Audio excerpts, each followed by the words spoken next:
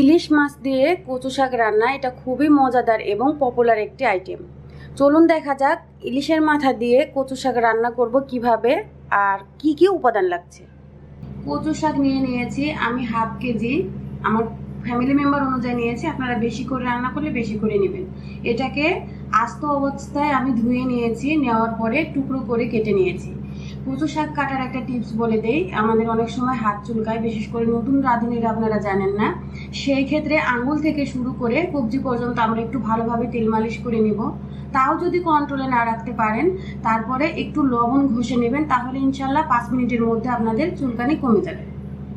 ইলিশ মাছের মাথা নিয়েছি একটা, আমি একটু বড় সাইজের মাথা, তাই একটা দিয়ে রান্না করব। আর যেহেতু শাকের পরিমাণও আমার কম, তেল লাগছে পরিমাণ মতো। কাঁচা মরিচ চিড়ে নেওয়া 8 থেকে 10টি, আস্ত রসুনের কোয়া নিয়েছি কিছু, পেঁয়াজ কুচি লাগছে হাফ কাপ। আরও যে মশলার সাথে লাগছে সেগুলো হলো আদা রসুন পেস্ট 1.5 চা চামচ, আস্ত জিরা 1 চিমটি, শুকনা মরিচের গুঁড়া 1 চা চামচ, ধনিয়া গুঁড়া 1 চা চামচ, হলুদের গুঁড়া 1 চিমটি, টেলে নেওয়া জিরার গুঁড়া 1 চা চামচ, রসুন ছেঁচে নেওয়া 1 টেবিল চামচ, লেবু 1 ফালি, আর লাগছে স্বাদ মতো লবণ। এখন আমি পুরো রান্নায় চলে যাচ্ছি। কচু শাকগুলোকে আমার প্রথমে সিদ্ধ করে নিতে হবে, সেজন্য আমি এটাকে নিয়ে নিচ্ছি, চুলায় পাত্রের মধ্যে দিয়ে দিচ্ছি। একসাথে সবগুলো না আটতে পারে, সেক্ষেত্রে কোনো সমস্যা নেই। আমি প্রথমে কিছু দিয়ে দিয়েছি, আর এর মধ্যে একটু লবণ দিয়ে দিচ্ছি হাফ কাপ পরিমাণ পানি।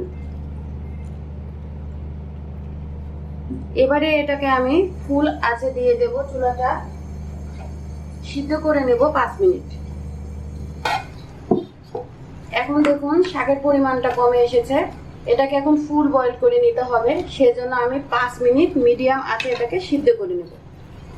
শাকগুলো আমার সিদ্ধ করে নেওয়া হয়ে গেছে, এটাকে আমি এখন একটা ডাল ঘুটনি দিয়ে খুব ভালোভাবে মিহি করে ঘুটে নেব। এবারে চুলায় একটা প্যান বসিয়ে দিয়েছি, আর দিয়ে দিচ্ছি আমার প্রয়োজন মতো তেল। এখানে আমি 3 টেবিল চামচ তেল নিয়েছি। এর মধ্যে দিয়ে দেব ছেঁচে নেওয়া রসুন, একটু তেলের সাথে মিক্স করে দিচ্ছি। এখন দেব পেঁয়াজ কুচি, মিশিয়ে নিচ্ছি। এবারে কাঁচা মরিচগুলো দিয়ে দিচ্ছি। কিছুক্ষণ নেড়ে চেড়ে ভেজে নেওয়ার পরে এখন আমি আস্ত জিরাগুলো ছেড়ে দিচ্ছি।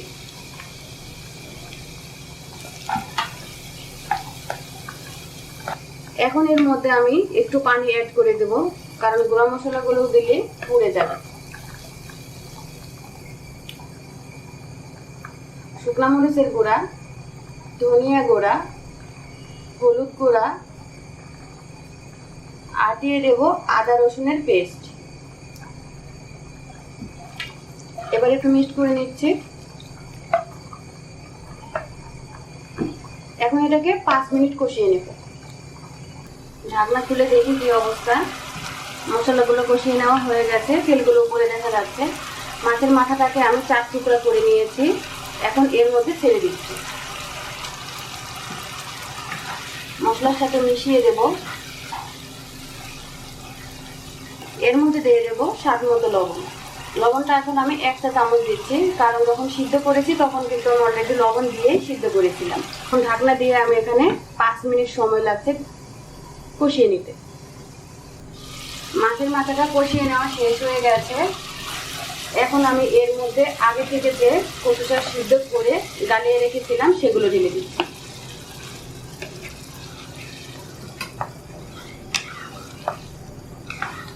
এবারে সব উপাদান একসাথে ভালোভাবে মিশিয়ে দিতে হবে। এভাবে করে 15 মিনিট আমি হাই হিটে এটাকে রান্না করে নেব। আর অবশ্যই নাড়তে থাকতে হবে, নিচে যেন লেগে না ধরে। এভাবে নাড়তে থাকবো। আর এই মাথার যে অংশগুলো আছে এগুলোকে একটু চেপে চেপে মিশিয়ে দেব, যেন ফ্লেভারটা ভালোভাবে মিশে যায়, তাহলে কিন্তু খেতে অনেক মজা লাগবে। এখন আমি এর মধ্যে দিয়ে দেব আস্ত রসুনের কোয়াগুলো। এখন এতে অ্যাড করে দিচ্ছি লেবুর রস, অনেক সময় কচু শাকে মুখ চুলকায় আমাদের, সেজন্য আমি লেবুর রসটা দিয়ে দিয়েছি। আর শেষ যে মশলাটা রেখে দিয়েছিলাম সেটা হলো টেলে নেওয়া জিরার গুঁড়া, এটাকেও আমি দিয়ে দিচ্ছি।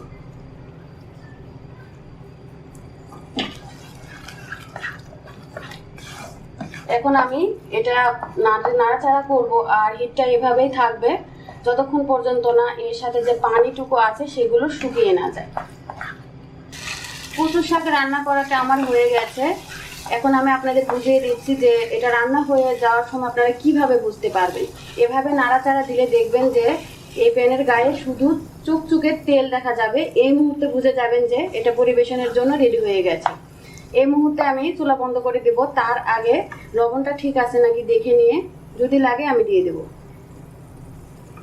আমারটা একটু লবণ লাগবে, আমি দিয়ে দিচ্ছি। দিয়ে একটু মিশিয়ে দিচ্ছি। হয়ে গেছে। এবারে আমি এটা নামিয়ে নিব, নিয়ে আপনাদেরকে পরিবেশন করে দেখাবো। এটা দেখতে যতটা লবণীয়, খেতেও কিন্তু অসাধারণ। আপনারা বাসায় অবশ্যই ট্রাই করবেন। আশা করি আপনাদের কাছে ইনশাআল্লাহ ভালো লাগবে। যদি ভালো লেগে থাকে প্লিজ আমার চ্যানেলটি সাবস্ক্রাইব করবেন। এরকম অসাধারণ স্বাদের কিছু রেসিপি নিয়ে আমি আবারও আপনাদের সাথে কথা বলবো, রান্না করব। সেজন্য আমার জন্য দোয়া করবেন।